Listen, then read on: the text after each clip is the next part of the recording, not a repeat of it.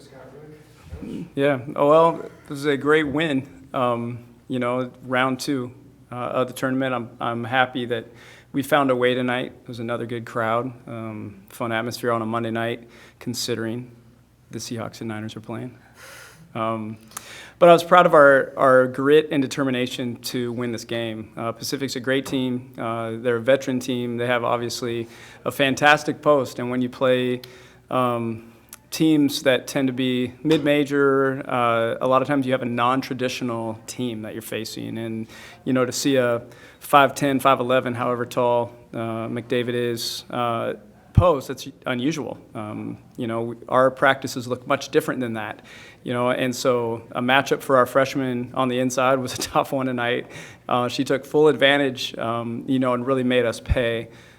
It was a great learning experience, though, and that's what the preseason's all about. And so for our team to get in foul trouble, where our rotation's already, strange without Kat and Taya, that just added to it. And so I thought as the game went on, we found opportunities to continue to execute. It wasn't probably our best effort. I think everybody would admit to that. But I think Pacific had a lot to do with it. I was really impressed with their defensive intensity, the way they impacted possessions, and then they clearly had a strong focus on where they wanted to go with the ball and how they executed. And so it's a good basketball game. It was a tough one. We worked hard tonight, and I was pleased that we found a way to win. Scott, does a game like this, the easy ones are fun, obviously, but does this toughen you guys up down the stretch, the games you kind of need? Yeah, it certainly will. Yeah, it certainly will, and you hope that for that in the preseason. I looked at our side of this bracket, and, you've got Irvine, who is picked to win their conference, and then you've got Pacific, who's picked third behind Gonzaga and BYU, who are NCAA tournament teams every year. So in a way, they're poised to have their best year in a long time, a veteran team. And then you look at the only other ranked team in the tournament is DePaul, other than us coming in here Thursday night now. And so we knew that we were actually, one of the questions I had from a fan coming off the floor is, how did we get the 2 seed? And that's a good question, actually, being that we're by far the highest ranked team in the tournament. But I don't know how the WNIT does it. All I know is we're going to be tested, from it. And these two teams that we've played already are going to win a lot of games. We know DePaul's going to win a lot of games. And so in each one of them, we're learning a lot about ourselves, and especially, with a group that has veteran guards, but we're really young inside.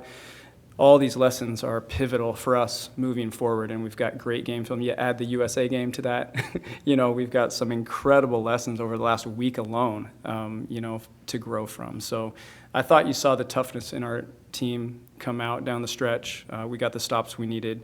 I thought you felt the atmosphere in Gill. That fourth quarter in this building's special, and they've seen so many great things, and we expect great things, and that's what happened again tonight. Well, yeah, you guys were in a battle, and yeah, you think you hit that corner 3 to put you guys up double figures. Thank you. I know there was still a lot of time left, but did I kind of just feel like finally we got something to go down? Finally we're past the double-digit mark, and maybe we're going to put these guys away finally? I know they kept coming, but it seemed like that was kind of the shot that put you guys over the top. Yeah, we were in a little bit of a funk on offense. I mean, we were getting some shots, but it was kind of, we would make a shot, they would hit a shot. So it was kind of back and forth a little bit. So I think that shot definitely gave us a little bit of confidence, and we knew going back we had to get a stop, and I'm not sure if we did it, but we kept that kind of same lead. So, yeah, that shot gave us a little bit of comfort, but you can never really relax against those teams. Mig, with Taylor picking up a couple of fouls early, you guys had played a lot with her in the post for a lot of times. How much does that kind of change what you guys tried to do or were able to kind of do? Because it just seemed like you guys were just off just a little bit. Maybe was that part of the reason why? I think anytime you have new rotations in there that maybe you don't practice with as often, it throws you off a little bit. But we just never got into a flow offensively about the whole day. So we'll look at the film and we'll be ready to adjust and be ready to go against DePaul. Scott, Michaela at 18 and 17, and she was probably 10 floor burns tonight, maybe, or it just seemed like she was everywhere tonight. I mean, that's just the kind of thing you see from her all the time, I assume. But Yeah. She had a big impact on this. She did, and we needed it tonight, and that's the thing about Mick, is she tends to be whatever the team needs in whatever the moment is. And tonight, it was not one of our better rebounding games. We were undisciplined boxing out. We were undisciplined in our effort attacking the ball, 1 through 5 on the floor.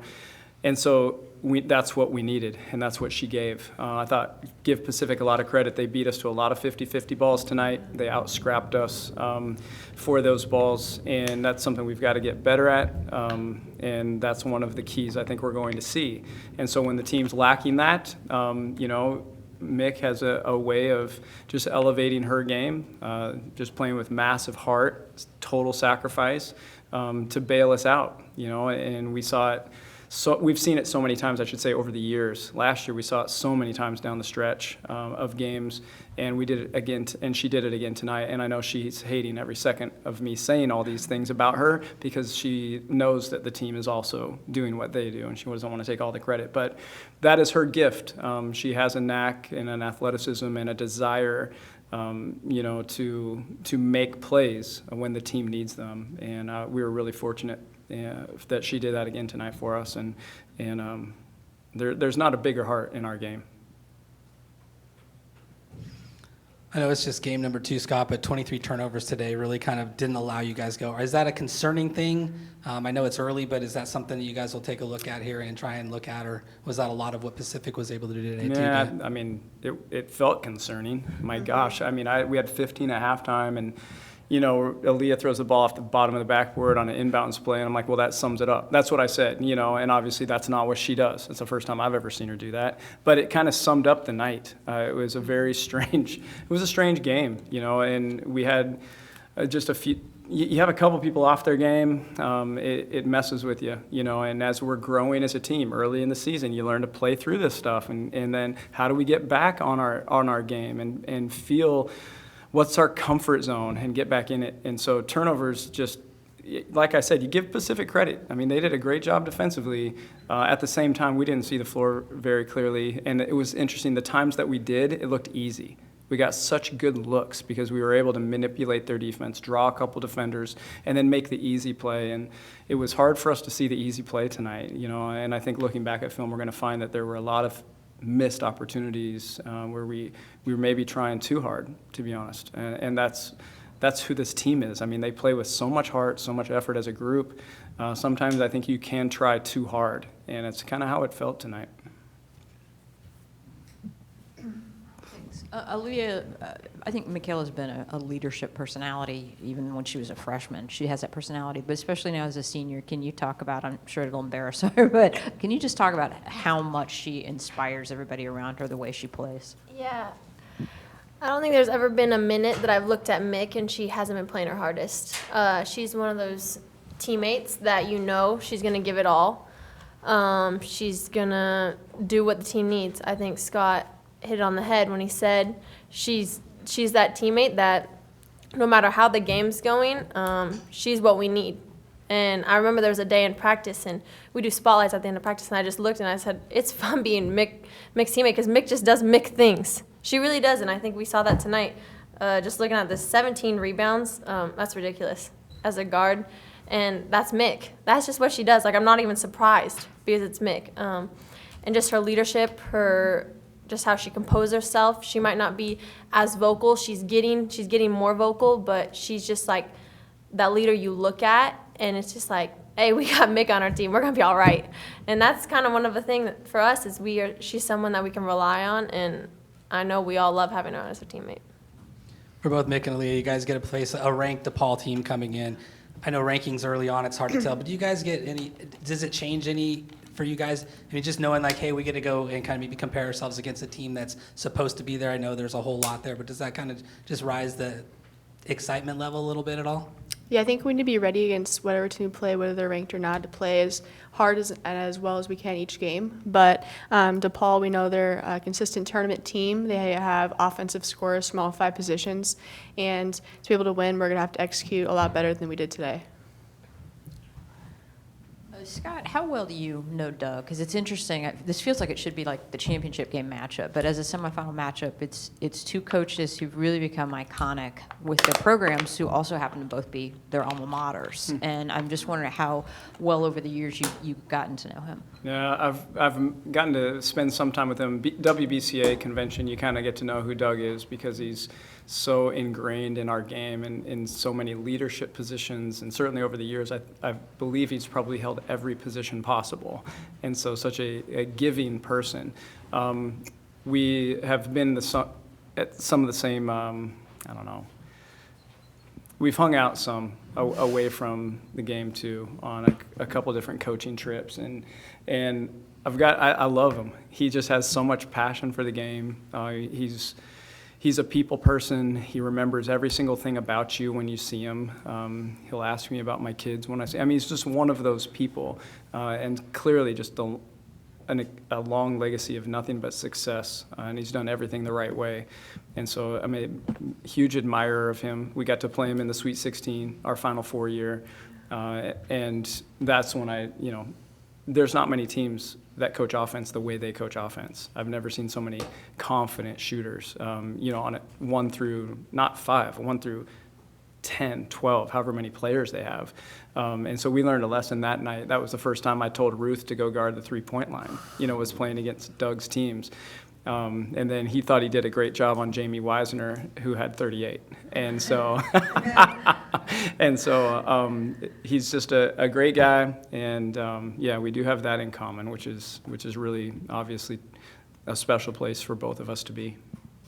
Scott, I came in a little late. I apologize if this was already asked, but you're going to get a team's best shot every game you play, and they certainly played you tough tonight. Does this ultimately really help the Beavers, though, to have games like this? Yeah, we talked about that briefly, but that's okay. The preseason, you schedule veteran coaches, you schedule veteran teams, you schedule teams that are expected to do well in their own conferences. They come in with the expectation to beat us. They've got an opportunity to get a top 10 win. So you're going to get big-time performances, and I thought their defensive effort was elite tonight. I thought McDavid was as good. I mean, how do you do better than that? That's a big-time performance, and she just kept coming at us. They played with a great spirit tonight. So those experiences are only going to make us better. Every time we relax tonight, they hurt us. They turned us over more. Hopefully that's the most we ever have this year. This team, with the experience that we have handling the basketball, should never have that many turnovers, but give them credit. So we're seeing things for the first time as a collective group, and learning to play with young players. And these, our freshmen are thrown to the wolves. Janessa has played the wing. Now she's played the 4. I moved her to the 5 on one play tonight, and so we're just trying to figure it out as we are incomplete. Hopefully we have Kat back soon, Taya back soon. Our depth increases. We have more veterans on the floor, which is normal, when you're incorporating new players. So tonight is going to be very valuable for us moving forward. And like I mentioned, we're fortunate and happy to have survived it, which doesn't surprise me with the people I get to coach. I knew they'd find a way. Thanks, guys. Yeah, thank you very much. Go Beavs.